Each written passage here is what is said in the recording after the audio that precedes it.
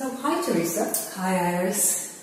אז אני יושבת פה עם Teresa Evans. אני איריס ברלב ממרכז יסודות בירושלים, ואנחנו נעשה רעיון קצר. אז Teresa Evans is a certified clinical somatic educator and a senior trainer for essential somatics. That's correct. Yes.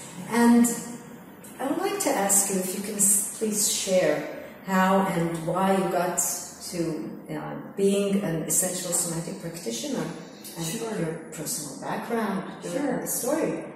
So I spent 15 years as a critical care nurse, and I've always had a passion for helping people feel better in their bodies, in their minds, in their hearts, all the way.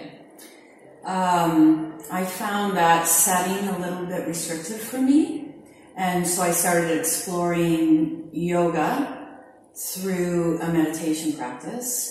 And I love teaching yoga, and I taught yoga for many years, and yet there was still to me a missing link.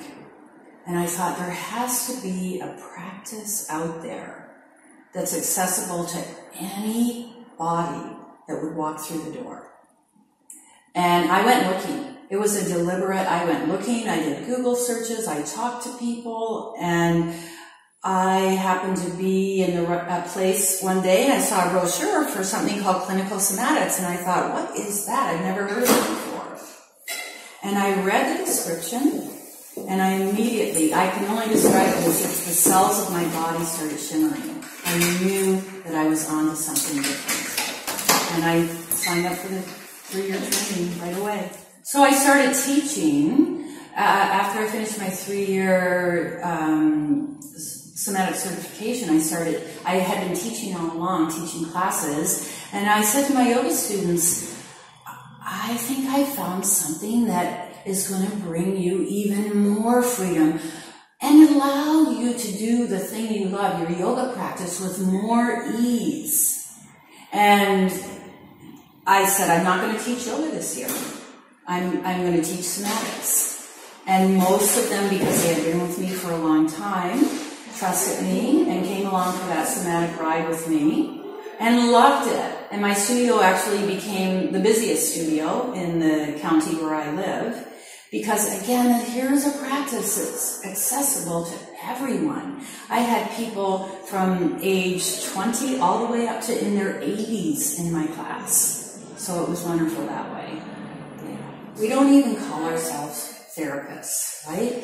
We call ourselves clinical somatic educators, because what we're doing is we're educating, we're empowering people through teaching movements to be able to reconnect the sensory motor nervous system to the muscle. So when someone has an injury and they feel pain in a muscle, they think it's about the muscle. But science has shown us that it's not about the muscle at all, it's about the brain. And we've created a habit, we have an injury, we create a habit then of holding tension in a certain area. And we know that habits come from deep in the brain, we're not even aware that we're actually holding that tension all the time.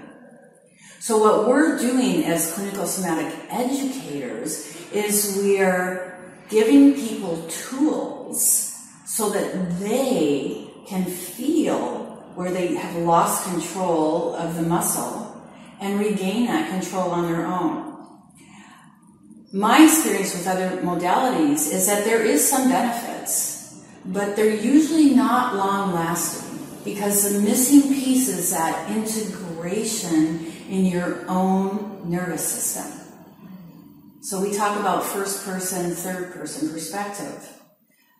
From the somatic perspective, from your first-person perspective, from the inside out, I have no idea what it feels like to be you. And my words, hopefully, are guiding you to a richer experience of that. As an educator, I show up, I have a third-person perspective, which is me looking at you from the outside. Now, because of my training, because of my education, I can see certain ways where your brain has created some compensations that you might not be able to feel anymore. So I don't come along and make an adjustment to you. I try to use my words first, and then sometimes meaningful touch, and then we get into the clinical sessions, which is even more meaningful feedback, only so that you can find more information about yourself. And one of my favorite phrases that I use all the time is, the truth is always more meaningful when we discover it on our own. So I think that's the big distinction, where I'm not doing anything to you. When you go to a chiropractor, they're giving you an adjustment. Is it useful? It might be. Very useful.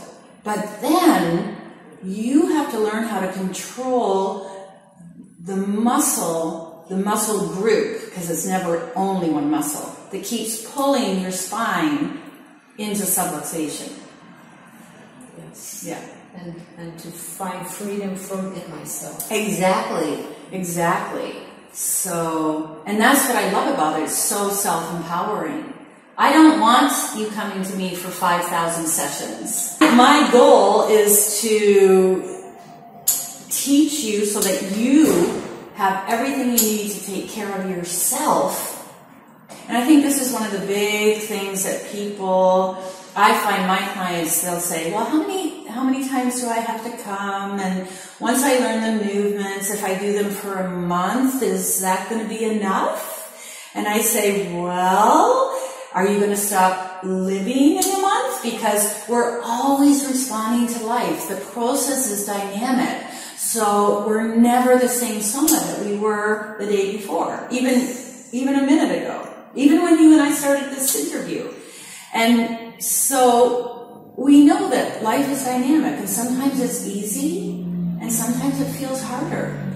And we're responding to that stimulus through our body. This is the thing that we don't understand, is that 24/7 we are responding through our body to all the stimulus that's coming our way.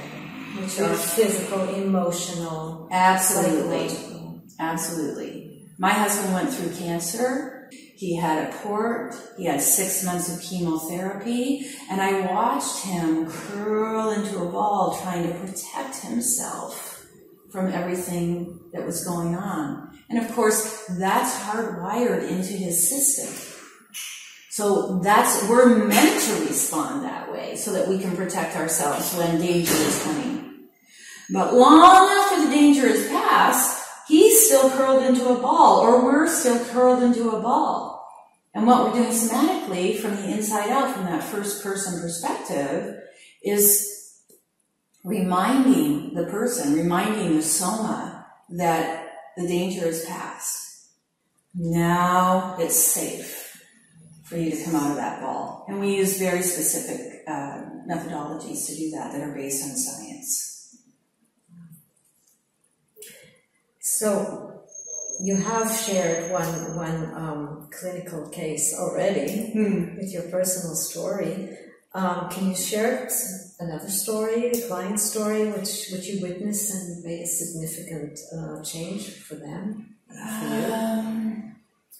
I'm thinking of a gentleman who showed up at my studio one day. He was in his mid-70s, and he walked in the door. He had quite a limp, and I could see that he was struggling to walk. And I always ask people, why are you here? What's your aspiration for our time together? And his aspiration was, his daughter was getting married in 6 months, and he wanted to be able to walk her down the aisle.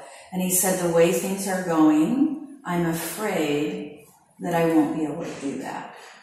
And I just said, oh, of course you'll be able to walk her down the aisle. It's just sensory motor amnesia. You've forgotten how to move your hips freely. And so the interesting thing is that he was 75, and he had a pretty severe skiing accident when he was 18 years old. So that's how long this pattern had been developing. And this is what you call sensory motor amnesia. Exactly. And he didn't realize what was happening. He saw the effects of sensory motor amnesia, which were he wasn't able to walk freely anymore.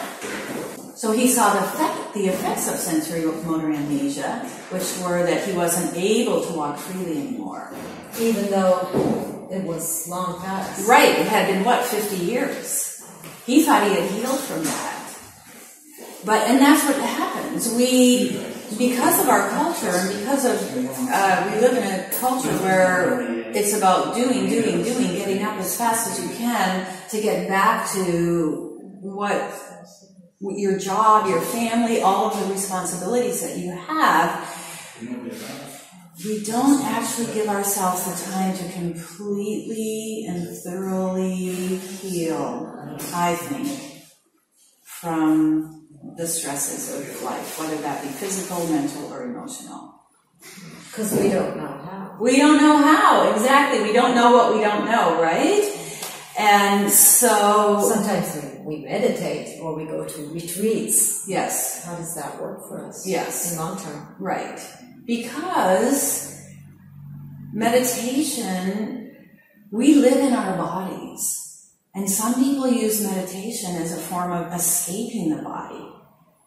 And yet, the fact of the matter is, we live in our bodies. This is our temple. Even the Buddha said, care for your body, because it's your temple, so that you can truly be available for life. So this gentleman came, and we did several clinical sessions, which means there's very specific protocols based on the reflex pattern of stuckness, or SMA, sensory motor amnesia, that we see somebody in. So we did, I think, about 4 clinical sessions, and then he joined a class. He came to class on a very regular basis, twice a week. We would create 15 to 20-minute homework sessions for him to do, and I know he was dedicated to doing his homework, and that's a big piece of it, right? That's the difference. I can't fix you. You have to do your self-care movements at home. So one Friday after class, I was just doing my thing, teaching, doing sessions, and one Friday after class, Tom pulled me aside, and he actually welled up with tears in his eyes, and he said, you probably don't remember this, but I came here with the aspiration of being able to walk my daughter down the aisle at her wedding. He said, I remember you saying, oh, of course you'll be able to walk your daughter down the aisle, and I thought, all right. And he said, the wedding is this weekend, and he said, not only am I excited to walk her down the aisle, I'm moving freer than I have in 40 years. So that's why I do this work. Yeah. That's inspiring. Yeah. And even more inspiring is that my answer, my response to that was, and you did this, Tom.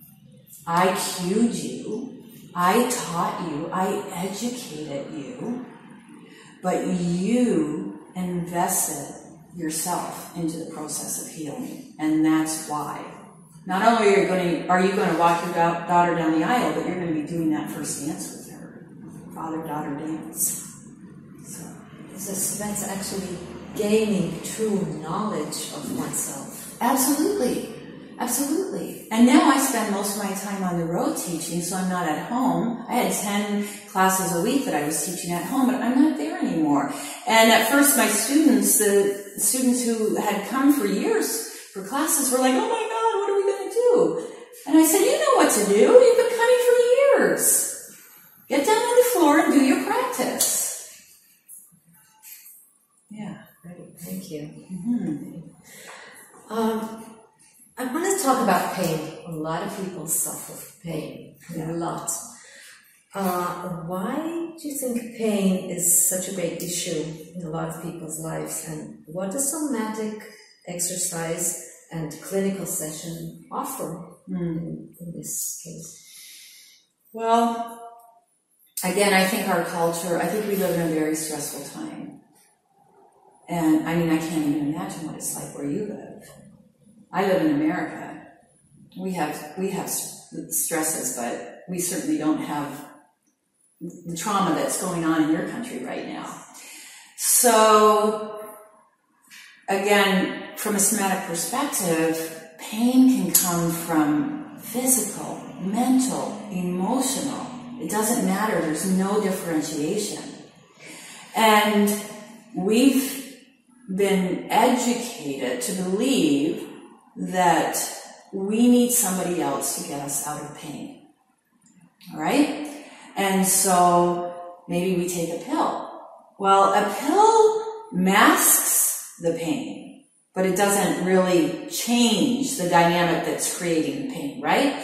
Maybe we have surgery. Maybe I've had pain in my knee or my hip for so long that now it's bone on bone and I'm required to have surgery. Again, I have clients that have come to me that had their knee replaced 3 years ago and they're still walking like they've never had surgery. And that's that sensory motor amnesia piece. So pain is a strong, what would we say, a strong stimulus. And it needs to be a strong stimulus because there's a message that's being delivered that's saying that something we're doing is creating tension in the system. Stop. So that's the first thing most of us don't do, is stop long enough to even hear that message. Because we've accepted the myth, no pain, no gain. We're used to pushing through. We think we have to work really hard to get rid of pain. Well, then we start paying attention to pain. And we know a lot more about the brain now than we did even 20 years ago. And science has shown that what we pay attention to grows. And that the pain is in the brain. And that the pain is in the brain. And of course we know this even from phantom pain from people who have had amputation. Tissue is not the issue. Tissue is not the issue, exactly, exactly. So even more interesting, and I think this is a relatively new discovery, is that we say neurons that fire together wire together. So we have a portion of the brain, neurons that are called nociceptors, and those neurons notice pain. That's what their job is, right? But I start paying more and more attention to pain, and eventually I start converting neurons that maybe used to notice joy or used to notice something else into pain receptors. And now my pain is getting larger and larger and larger and larger until a huge portion of my brain is now devoted to noticing pain. Even though nothing's really changed in the structure, the issue is with the brain. The wonderful thing about this practice too is that it's all based on science. So how does essential somatic clinical sessions address this brain issue? Yeah, so that's a great question because it's all about the brain. We talked about sensory motor amnesia as a habit of contraction, right? So we start to guide the soma, and we use the word soma. So when you come to see me, it's soma to soma. You're not a body. I'm not fixing and moving a body. I'm working from that somatic perspective of psychological and physiological is all the same. So I start to guide, we begin to guide you to notice where you have freedom and where you have tension. And we call that the means whereby. So it happens through movement. It's through movement. It's not passive at all. But because the means whereby requires you to be present, noticing. There are a couple of passive modalities that we use, but it's an active process. You have to integrate.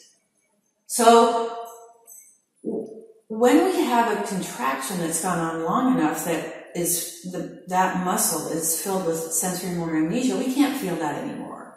So in a clinical session, I might use my hand to have you press into my hand in different places just to help light up the brain again, or what we call meaningful touch. So when I'm teaching students, I'm always saying, if your hands are on somebody, it better be because you're helping them to feel something that they didn't feel before, right? So everything we do is very specific in guiding the client, the soma on the table, to sense and to feel. And to learn, oh, that's what that contraction feels like. That's what that feels like. Now can I slowly, smoothly begin to release that with my attention and my intention. Is that pandiculation? That's pandiculation, right? So we can, when we come for a clinical session as a somatic a clinical somatic educator, I have knowledge in how to do assisted pandiculation, right? Then, just as important is the movement portion of this practice. And those are the movements that we teach that support what happens in a clinical session. Pandiculation is still part of that process. It's just that it's gravity that's allowing you to feel that feedback, or your own hand, or simply just noticing. So yeah, that's pandiculation. So we actually learn how to pandiculate in order to light up our brain and gain awareness and control of our system. Exactly. Because as one of the great somatic pioneers said, if you can't sense it, you can't change it. We don't even know there's an issue. And an interesting thing that I love to share about pandiculation is that it's a veterinary term. And dogs and cats pandiculate on average 42 times a day. So we see, we call it a stretch.